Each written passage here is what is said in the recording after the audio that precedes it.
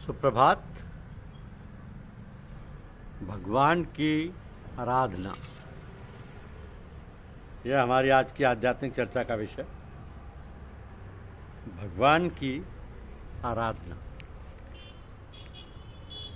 सेवा, लोक संग्रह, दुष्ट दमन और जीवन निर्वाह के सभी काम भगवान की आराधना है और परमात्मा तथा मोक्ष को प्राप्त कराने में समर्थ है।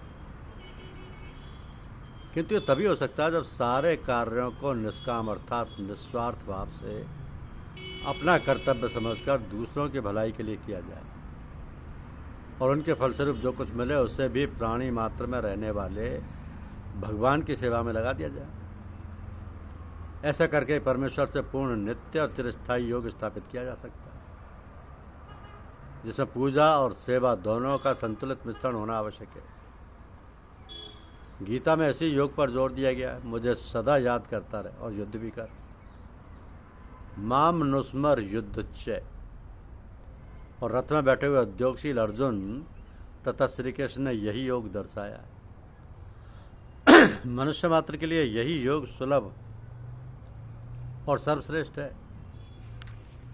अर्जुन श्री कृष्ण का परम मित्र, सखा तथा भक्त था। उसे श्री कृष्ण के दर्शन और संपर्क के अनगिनत अवसर मिले। युद्ध के 18 दिन तो वे दोनों रथी और सारथी बनकर निरंतर साथ ही बैठते थे और एक ही उद्देश्य को लेकर काम करते रहे। अर्जुन ने भगवान कृष्ण की शरण ली, स्वयं भगवान के श्रीमुख से गीता का उपदेश सुना और विराट रूप के भी दर्शन किए, जिसके कारण उसके ज्ञान चक्षु खुल गए और उसका मोह नष्ट हो गया। सारांश है कि अर्जुन को वे सभी पदार्थ प्राप्त थे जिनके लिए आजकल के भक्त लालायित रहते हैं और जिनमें से एक को भी पा जाने पर वे अपने को कृतकृत्य, परम पूजनीय और स्वयं भगवान तक मान बैठते हैं और दूसरों से पुजवाने लगते हैं। तो बड़े महत्व की बात यह है कि इन संपूर्ण उपलब्धियों के होने पर भी अर्जुन को उसकी सामाजिक जिम्मेदारी से छुटकारा न मिल सका। उस लड़ाई में लड़ना ही पड़ा, आतताइयों का संहार करना ही पड़ा। गीता के अनेक श्लोकों में स्वधर्म या कर्तव्य पालन पर बड़ा जोर दिया गया है।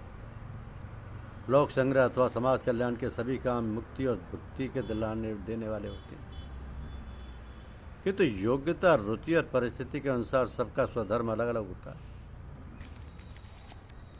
सबका स्वधर्म अलग अलग होता है। प्रचलित विचारधारा के अनुसार केवल पूजा, ध्यान, जप या तपस्या करके ही भगवान से संपर्क किया जा सकता है,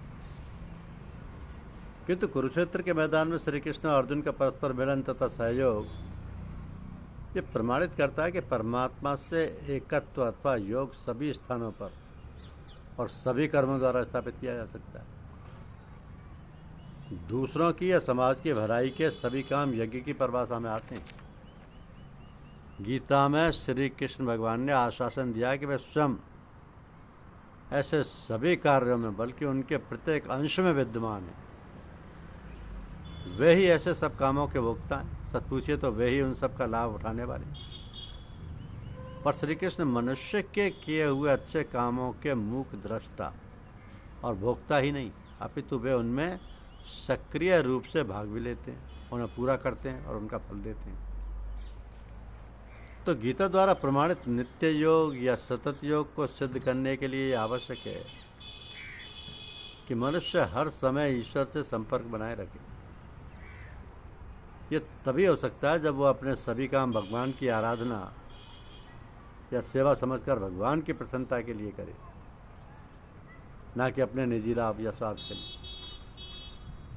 क्योंकि भगवान कहते हैं कि हे अर्जुन, तू जो कुछ कर्म करता है, जो कुछ खाता है, जो कुछ यज्ञ करता है, जो कुछ दान देता है, जो कुछ तप करता है, वो सब मेरे अर्पण कर।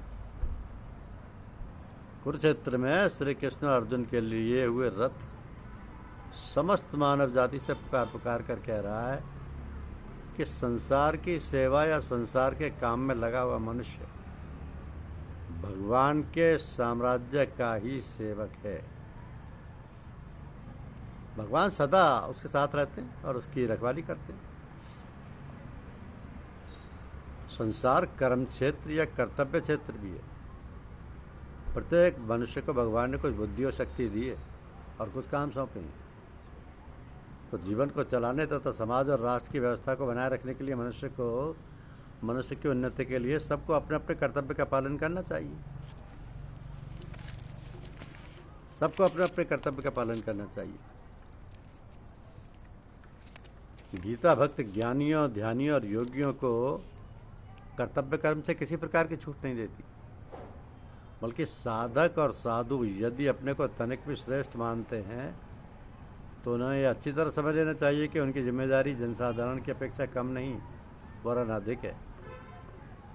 श्रेष्ठ जनों का आचार व्यवहार सबके लिए अनुकरणीय होना चाहिए, क्योंकि वे जैसा आचार करते हैं आम जनता भी उसी का अनुसरण करती है।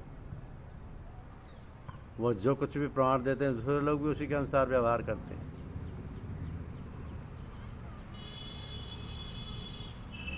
तो भक्तों में बहुतों का विचार रहता है कि उनका काम तो केवल ध्यान, जप और भजन करना है, बाकी सारा काम उन्हें भगवान के हाथ से छोड़ देना चाहिए, क्योंकि जो भक्त भगवान की शरण में चले जाते हैं उनकी देखभाल की पूरी जिम्मेदारी भगवान अपने ऊपर ले लेते हैं। इस विचारधारा का परिणाम यह होता है कि धर्मवान लोग समाज के प्रति उदासीन हो जाते हैं और सत्ता के बागडोर एवं देश की अर्थव्यवस्था उन लोगों के हाथ में चली जाती है जिनका धर्म के सिद्धांतों में विश्वास स्वांग मात्र है। तो संसार में कोई भी काम संपन्न करने के लिए मनुष्य को परमात्मा का सहारा और सहयोग चाहिए। नर और नारायण के संयुक्त प्रयासों से ही संसार का कारोबार चलता है। परमात्मा के रूप में श्री कृष्ण सदा काम में लगे रहते हैं, यद्यपि उन्हें तीनों लोकों में कुछ भी कर्तव्य नहीं है तथा किंचित भी प्राप्त होने योग्य या अप्राप्य नहीं, लेकिन अवतार और गीता के प्रवर्तक के रूप में भी श्री कृष्ण ने अथक परिश्रम का उज्जवल उदाहरण ही हमारे सामने रखा है। उन्होंने अगर 2 घंटा अर्जुन को धर्मोपदेश दिया तो 18 दिन युद्ध में उसके सारथी जैसा निम्न कोटि का काम भी करते हैं और हर रात को जख्मी तथा थके हुए घोड़ों की सेवा शुश्रूषा करते रहे। परब्रह्म तथा जगत गुरु श्री कृष्ण का अनुसरण करके यदि हमारे श्रेष्ठ जन भी इसी तरह राष्ट्र के और दीन दुखियों की सेवा में लग जाएं तो हमारे देश में क्या सारे संसार के पुनरुत्थान में क्रांति ला सकते। धन्यवाद। यूट्यूब चैनल को लाइक और सब्सक्राइब अवश्य करें। शुक्रिया।